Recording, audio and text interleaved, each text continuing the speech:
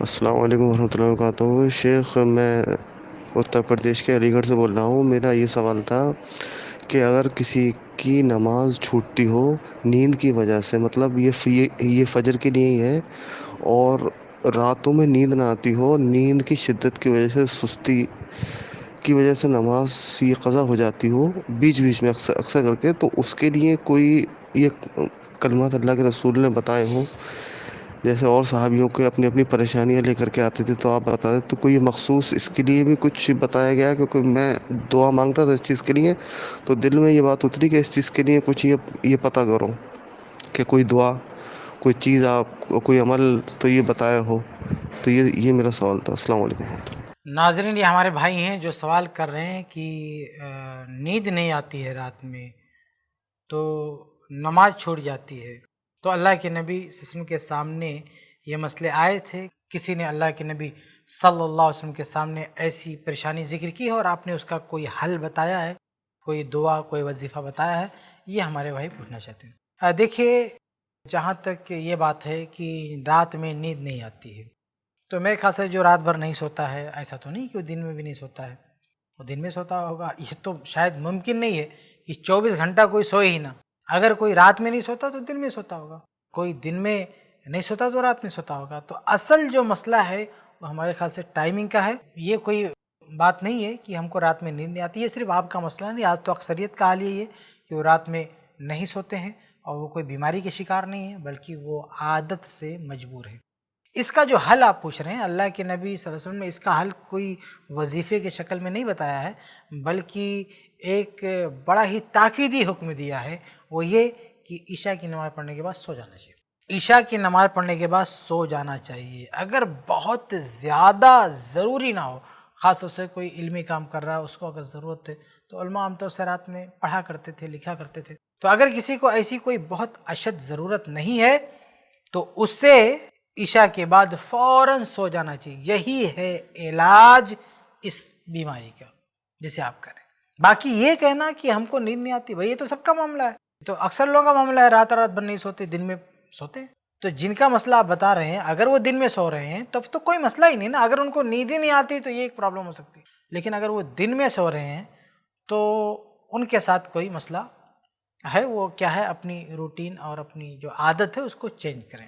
البتہ یہ ہو سکتا ہے کہ کوئی بیچارہ غریب ہو، پریشان ہو، اور نائٹ ڈیوٹی اس کو کرنا پڑتا ہو، رات میں اس کو ڈیوٹی کرنا پڑتا ہو، کام کرنا پڑتا ہو، تو ٹھیک ہے، وہ باقاعدہ نماز پڑھ کے، فجر وغیرہ پڑھ کے وہ سوئے۔ کوئی غریب ہے تو کیا کر سکتے ہیں؟ اس تعلق سے اللہ کے نبی صلی اللہ علیہ وسلم کے دور میں ایک روایت بھی ملتی ہے، صرف ایک روایت ملتی ہے۔ یہ جو آپ کہہ رہے ہیں نا کہ اللہ کے نبی صلی اللہ علیہ وسلم کے سامنے کسی نے یہ پریشانی رکھی، آپ نے کوئی حل بتایا، تو دیکھیے صحابہ کرام کے بارے میں ہم ایسا سوچ بھی نہیں سکتے کہ وہ نماز میں سو جاتے ہوں، نہ، ایسا سوچ بھی نہیں سکتے۔ صحابہ کرام بڑی پابندی سے نماز پڑھتے تھے۔ نماز چھوڑنا اور نماز سے سو جانا تو بہت دور کی بات ہے۔ صحابہ کرام کی رکعت چھوٹ جاتی ہو، تکبیر تحریمہ چھوٹ جاتی ہو، اس سلسلے میں بھی روایتیں نہیں ملتی ہیں۔ اسی لیے ایک جو مسئلہ ہمارے یہاں اٹھتا ہے، رکوع میں اگر شامل ہو گئے تو رکعت تو ہوگی کہ نہیں ہوگی، اس کے بارے میں دیکھیے اختلاف ہے کہ نہیں۔ کیوں اختلاف ہے؟ کیونکہ یہ واقعات نبی کے دور میں بار بار نہیں پیش آتے تھے۔ اگر بار بار ایسا پیش آتا، یہ معاملہ عام ہوتا کہ بہت سارے صحابی رکوع میں آ کے مل رہے ہیں، تو یہ بات بڑی معروف ہو جاتی کہ اس کا کیا حکم ہے۔ وہ لے دے کے ایک واقعہ، ایک دو واقعہ، مطلب بہت ہی چند واقعے ہیں صحابہ کرام کے رکوع میں ملنے سے متعلق۔ اور اسی طرح سے آپ دیکھیں کہ مسجد میں ایک بار جماعت ہو جائے تو دوسری بار جماعت بنا سکتے کہ نہیں، تو اس میں بھی امت کا اختلاف ہے۔ کیوں؟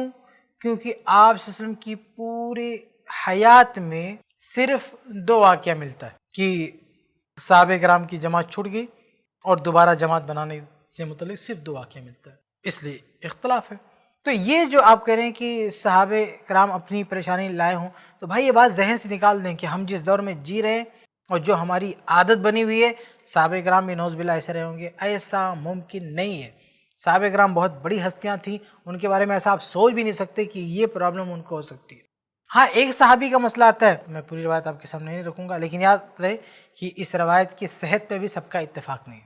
بعض علماء نے اس کو ضعیف بھی کہا ہے اور بعض علماء نے اس کو صحیح کہا ہے، شیخ البانی بھی صحیح کہنے والوں میں سے ہیں۔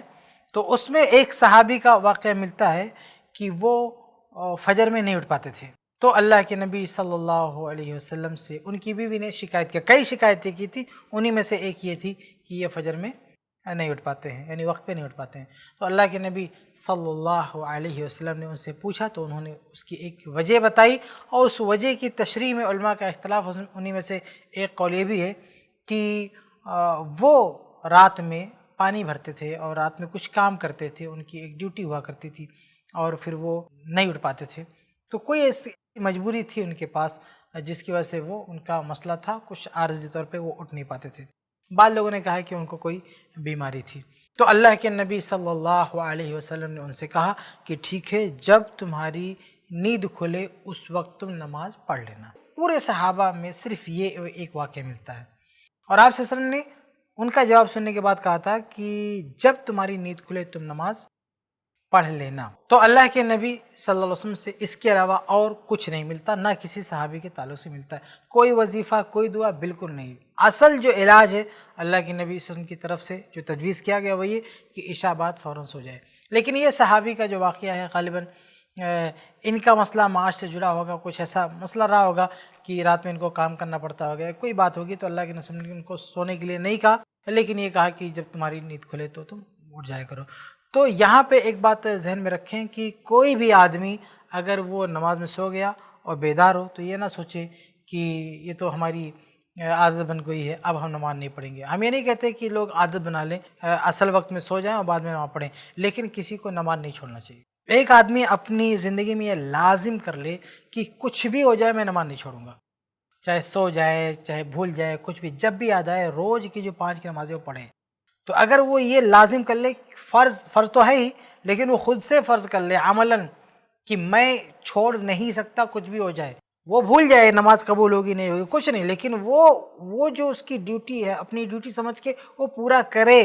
اگر اس نے اپنے آپ کو عادی بنا لیا 5 وقت کی نمازوں کا تو پھر وہ آہستہ آہستہ ترتیب بھی بن جائے گی اور وقت بھی بن سکتا ہے، سب کچھ ٹھیک ہو سکتا ہے. لیکن اگر آدمی نماز چھوڑتا رہے گا تو پھر بہانے ڈھونڈتا رہے گا، میں وقت پہ نہیں آ پایا اس لیے چھوڑ دیا، یہ ہو گیا اس لیے نہیں. نماز ترک نہیں کرنا، نماز کسی بھی حالت میں ترک کرنا ہی نہیں، اس کو چھوڑنا ہی نہیں. اس کو 5 وقت میں 5 نماز گرتے پڑتے کیسے بھی آگے پیچھے اس کو پڑھنا ہی پڑھنا ہے. اگر آپ نے 5 نمازوں کو لازم پکڑ لیا تو آہستہ آہستہ ساری ترتیب درست ہو سکتی ہے. تو بہرحال یہ سونے کا جو مسئلہ آپ ذکر کر رہے ہیں بھائی، اس کا بہترین حل جو اللہ کے نبی نے پیش کیا وہ یہی ہے کہ عشاء بعد سو جانا چاہیے. اور اگر ان کو واقعی ایسی کوئی مجبوری ہے، کوئی بیماری ہے، تو بہرحال واقعی ایسا کچھ ہے تو یہی کہا جا سکتا ہے کہ جب ان کی نیند کھلے تو ان کو نماز پڑھنا چاہیے. لیکن بہرحال کوئی بیماری پال کے نہیں رکھنا چاہیے یا کوئی مسئلہ ہے تو ان کو حل کرنے کی کوشش کرنا چاہیے. اور یہ فجر کی نماز جو بڑی بابرکت نماز ہے، اس میں مستقل محروم ہونا بہت بڑی محرومی ہے، اس لیے ان کو اس مصیبت سے نکلنے کی کوشش کرنی چاہیے. کوئی بھی سرٹیفکیٹ نہیں دے سکتا کہ آپ جو ہے سوتے رہیں اور جب مرضی نماز پڑھتے رہیں، یہ کسی کے بس کی بات نہیں ہے. بس جو نبی کا نسخہ ہے وہ یہی ہے کہ شب فوراً سو جائیں تو انشاءاللہ نیند کھلے گی، آپ نماز پڑھیں گے. اور کبھی کبھار ایسا ہو جائے تو کہا جا سکتا ہے کہ بھائی ٹھیک ہے، جب آپ کی نیند کھلے اس وقت آپ نماز پڑھ لیں. امید ہے کہ آپ کا جواب مل گیا ہوگا. ایسے ہی اور ویڈیوز بنانے میں ہماری مدد کریں. i+ TV کو ضرور ڈونیٹ کریں.